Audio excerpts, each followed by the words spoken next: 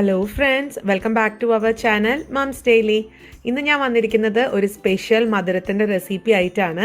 നിങ്ങളിൽ അധികം ആരും കഴിക്കാൻ സാധ്യതയില്ലാത്ത ഒരു സൂപ്പർ മധുരമാണ്. വായിലിട്ടാൽ അലിഞ്ഞു പോകുന്ന തരത്തിലുള്ള അത്രയും സോഫ്റ്റും നല്ല ജ്യൂസി ആയിട്ടുള്ളൊരു പലഹാരമാണെന്ന് ഉണ്ടാക്കാൻ പോകുന്നത്. നമുക്ക് പെട്ടെന്ന് തന്നെ വീഡിയോയിലോട്ട് കിടക്കാം.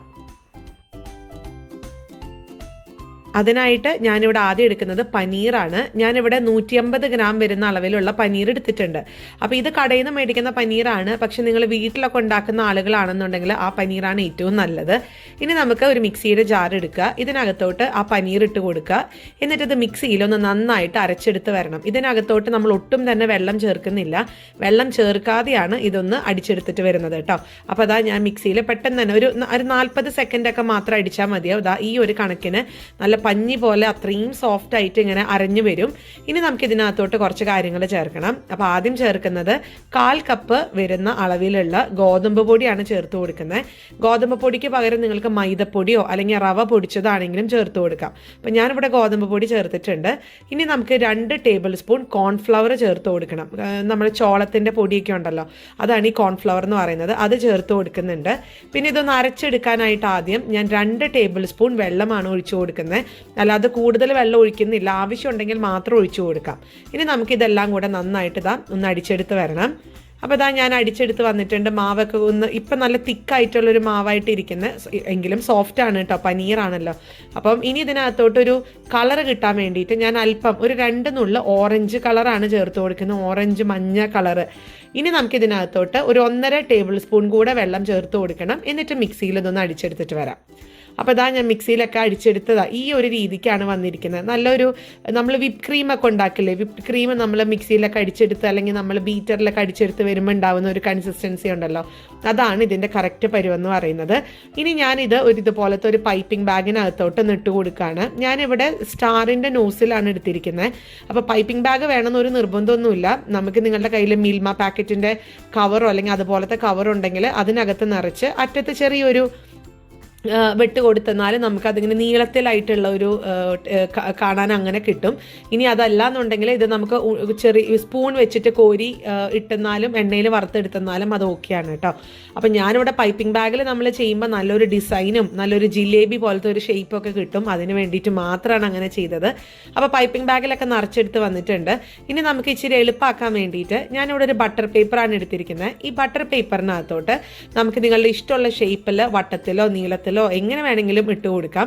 ഞാനിന്നിപ്പോൾ ഇവിടെ സാധാരണ ഇങ്ങനെ റൗണ്ടായിട്ട് ഞാൻ പറഞ്ഞില്ല, ഒരു ജിലേബി ഇങ്ങനെ ജിലേബിയുടെ പോലെ അന്ന് എക്സാക്റ്റ് ആ ഷേപ്പല്ല, ചുമ്മാ ഇങ്ങനെ റൗണ്ട് ചെയ്ത് അറ്റത്തുനിന്ന് എത്തുമ്പം ഇതേപോലെ ഒന്ന് മേലോട്ട് എടുക്കുന്നു. ഇത്രയേ ഉള്ളൂ. ഇങ്ങനത്തെ ഒരു രീതിക്കാണ് ഞാൻ എടുക്കുന്നത്. അപ്പോൾ ഞാനതൊരു ക്ലോസപ്പിലും കൂടെ കാണിക്കാം. ഇത് ഞാൻ എടുത്തു പറയാണ്, ഇങ്ങനെ വേണമെന്നൊന്നുമില്ല. നിങ്ങൾ ഇത് ഇച്ചിരി സമയം എടുക്കുന്ന ഒരു പണിയാണ്. കാരണം ഇത് നമ്മൾ പൈപ്പിംഗ് ബാഗിലാക്കി ഇതുപോലെ ഷേപ്പൊക്കെ ചെയ്ത് ഇച്ചിരി സമയം എടുക്കും. അതേസമയം നിങ്ങളിത് വെറുതെ ഒരു സ്പൂൺ വെച്ചിട്ട് കോരി എണ്ണയിൽ വറുത്തെടുക്കുകയാണെങ്കിൽ അത്രയും സമയമൊന്നും വേണ്ട, പെട്ടെന്ന് തന്നെ തീരും ചെയ്യും. അപ്പോൾ അതാ ഞാൻ എന്താണെങ്കിലും ഇതെല്ലാതും ഇതുപോലെ ഒന്ന് ചുറ്റിച്ച് ഈ ഒരു ഷേപ്പിനാക്കി എടുക്കുന്നുണ്ട്.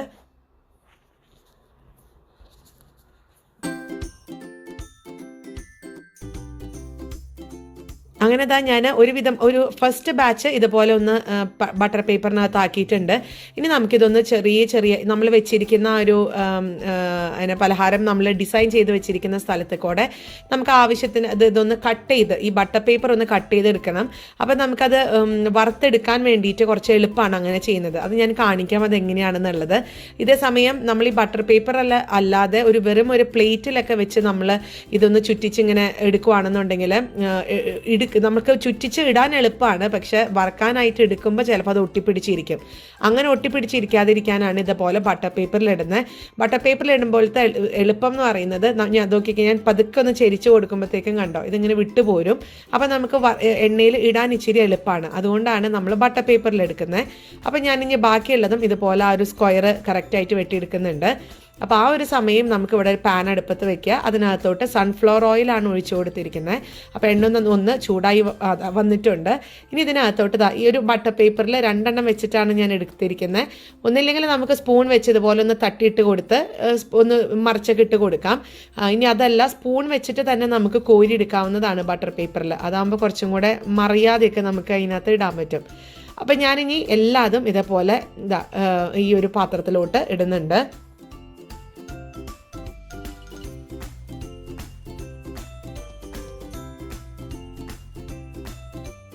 ഇനി ഇതൊരു മീഡിയം ലോ ഫ്ലെയിമിലാണ് ഞാൻ വെച്ചിരിക്കുന്നത്. ഇനി ഇത് തിരിച്ചു മറിച്ചൊക്കെ ഇട്ട് ഇതിൻ്റെ കളറൊക്കെ ചെറിയതായിട്ടൊരു ബ്രൗൺ കളറൊക്കെ വരാൻ തുടങ്ങും. ആ ഒരു സമയത്ത് നമുക്കിതൊന്ന് വറുത്ത് പോരാം.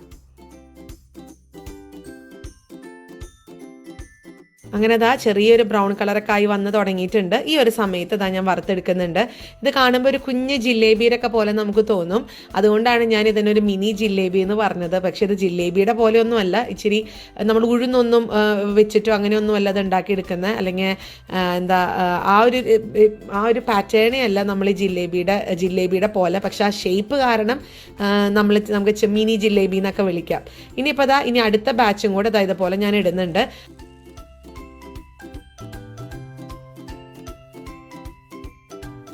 അങ്ങനെ നമ്മുടെ എല്ലാ മിനി ജിലേബീസും ഇവിടെ റെഡിയാണ്. ബ്രൗൺ കളറൊക്കെ ആയിട്ട് വന്നിട്ടുണ്ട്. ഇത് പെട്ടെന്ന് കാണുമ്പോൾ നമുക്ക് പണ്ടൊക്കെ ലിറ്റിൽ ഹാർട്ട്സ് എന്ന് പറഞ്ഞൊരു ബിസ്ക്കറ്റൊക്കെ ഉണ്ടല്ലോ, അതിൻ്റെ പോലെയൊക്കെ നമുക്ക് തോന്നും കേട്ടോ. ഇനിയിപ്പോൾ ഇത് പഞ്ചസാര പാനി, ഇനി അടുത്തത് നമ്മൾ പഞ്ചസാര പാനിയാണ് തയ്യാറാക്കാൻ പോകുന്നത്. കാരണം നമ്മൾ ഇതുവരെ ഇതിനകത്ത് മധുരമൊന്നും ചേർത്തിട്ടൊന്നുമില്ല. നമ്മളിതൊരു പക്ഷെ ഗുലാബ് ജാമുൻ പോലെ ഒത്തിരി നേരം മുക്കിക്കെടുത്തി സോക്ക് ചെയ്ത് അങ്ങനെ ചെയ്യേണ്ട കാര്യമൊന്നുമില്ല. പെട്ടെന്ന് തന്നെ നമുക്ക് ഒരു 5 മിനിറ്റ് ആ ഒരു പഞ്ചസാര പാനിയിൽ ഒന്ന് തിളപ്പിച്ചതിന് ശേഷം നമുക്കിത് സെർവ് ചെയ്യാം. അതാണ് ഇതിൻ്റെ മറ്റൊരു പ്രത്യേകത. അപ്പോൾ ഞാൻ എല്ലാം വറുത്തെടുത്ത് വന്നിട്ടുണ്ട്. ഇപ്പം തന്നെ കണ്ടോ ആ ഒരു ചെറിയ ഓറഞ്ച് കളർ ചേർത്തത് കൊണ്ട് നല്ല ഭംഗിയാണ് കാണാനായിട്ട്. ഇനി നമുക്ക് പഞ്ചസാര പാനി തയ്യാറാക്കാം. അതിനായിട്ടൊരു പാൻ അടുപ്പത്ത് വെക്കുക. പാൻ ചൂടായി വരുമ്പോഴത്തേക്കും ഞാനിപ്പോൾ ഇതിനകത്ത് 1/4 കപ്പ് പഞ്ചസാര ചേർക്കുന്നുണ്ട്. 1/4 കപ്പ് പഞ്ചസാരയ്ക്ക് 1/4 കപ്പ് വെള്ളമാണ് ചേർത്ത് കൊടുക്കുന്നത്. ഒത്തിരി വെള്ളം പോലെ എടുക്കേണ്ട കാര്യമൊന്നുമില്ല. ഞാൻ പറഞ്ഞല്ലോ നമ്മളിതൊരു സിറപ്പ് പോലെ ഒന്നും ആക്കി എടുക്കുന്നില്ല. ജസ്റ്റ് ആ ഒരു മധുരം കിട്ടാൻ വേണ്ടി, നല്ല ജ്യൂസി ആവാൻ വേണ്ടിയിട്ട് നമ്മളിങ്ങനെ ചെയ്യുന്നു മാത്രം. അപ്പോൾ ഇനി ഈ പഞ്ചസാരൊക്കെ നന്നായിട്ടൊന്ന് അലിഞ്ഞു വരുന്നത് വരെ ഒന്ന് ഇളക്കി കൊടുക്കുക.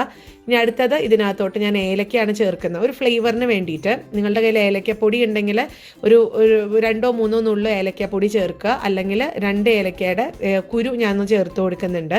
പിന്നീട് ഞാനതെടുത്ത് നമുക്കത് നമ്മൾ വേറെ ഒന്നും ചെയ്യുന്നില്ല ഇതിനകത്ത്, ജസ്റ്റ് ഒന്ന് മുക്കി എടുക്കുകയാണ് ചെയ്യുന്നത് നമ്മുടെ ഈ ഒരു മിനി ജിലേബി. അപ്പോൾ ഇനി ചെയ്യാനുള്ളത് ഇതിനകത്തോട്ട് ഒരു നുള്ള മഞ്ഞൾപ്പൊടി ചേർത്ത് കൊടുക്കുക. ആ ഒരു സിറപ്പിനൊരു ചെറിയൊരു മഞ്ഞ കളർ കിട്ടാൻ വേണ്ടിയിട്ടാണ്. അത് മഞ്ഞൾപ്പൊടി ചേർത്തത് കൊണ്ട് മഞ്ഞൾപ്പൊടിയുടെ രുചിയോ അങ്ങനെയൊന്നും വരത്തൊന്നുമില്ല കേട്ടോ. ജസ്റ്റ് ഒരു കളർ ഒന്ന് ലൈറ്റായിട്ട് മാറും. തനി വെള്ള കളറിൽ നിന്ന് ഒരു ലൈറ്റ് കളർ, ഒരു ലൈറ്റ് മഞ്ഞ കളർ. അപ്പോൾ വെള്ളമൊക്കെ ഇങ്ങനെ തിളച്ച് തുടങ്ങിയിട്ടുണ്ട്. പഞ്ചസാരപ്പാനി ഒത്തിരി കയ്യിൽ ഒട്ടിപ്പിടിക്കേണ്ട രീതിയൊന്നും ആവേണ്ട കാര്യമൊന്നുമില്ല. നന്നായി തിളച്ച് വരുന്ന സമയത്ത് നമ്മൾ വറുത്ത് വെച്ചിരിക്കുന്ന ഈ മിനി ജിലേബി ഇതിനകത്തോട്ട് ഇട്ട് കൊടുക്കുകയാണ് ചെയ്യുന്നത്. ഇട്ട് കൊടുത്തതിന് ശേഷം നമ്മൾ ഫ്ലെയിം ഒന്ന് ലോവിലോട്ട് മാറ്റുക. എന്നിട്ട് ഒരു 5 മിനിറ്റ് ആ ലോ ഫ്ലെയിമിൽ ഇതിങ്ങനെ കിടന്ന് ഇങ്ങനെ തിളക്കട്ടെ. അതിനുശേഷം നമുക്കിതൊന്ന് ഇതിൽ നിന്ന് വെള്ളത്തിൽ നിന്നൊന്ന് ഊറ്റിയെടുക്കണം.